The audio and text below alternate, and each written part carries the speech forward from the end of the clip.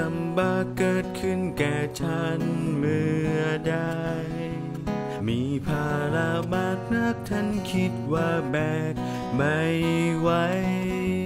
หันมานับพระพรย้อนดูนับทีละแปลแต่จริงแน่แล้วพระเจ้าทรงโปรดช่วยท่านนาพระพรของท่านดูทีละอันนา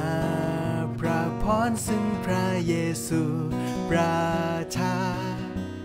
นาพระพรนั้น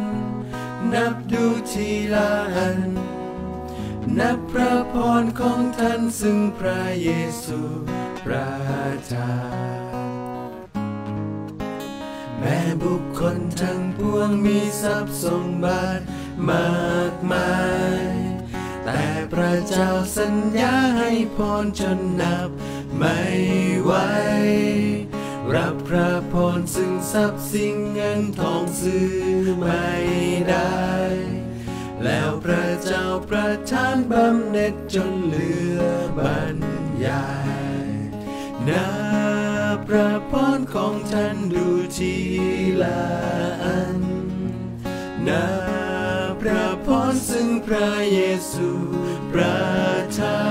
นนับพระพรนั้นนับดูทีละอันนับพระพรของท่านซึ่งพระเยซูประทานเวลาท่านต่อสู้จะเป็นการเล็กหรือใหญ่อย่าละอาอ่อนใจพระผู้เป็นเจ้าอยู่ไกลจงนับดูพระพรโปรดทูตสวรรค์ป้องกัน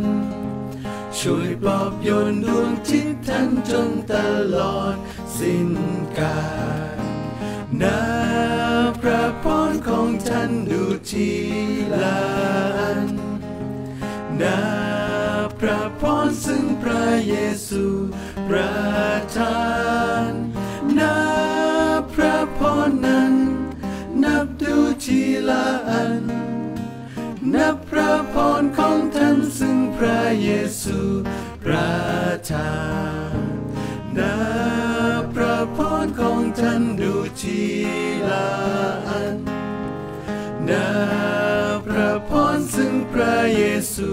ประทานนับพระพรนั้นนับดูทีละอันนับพระพรของท่านซึ่งพระเยซูประ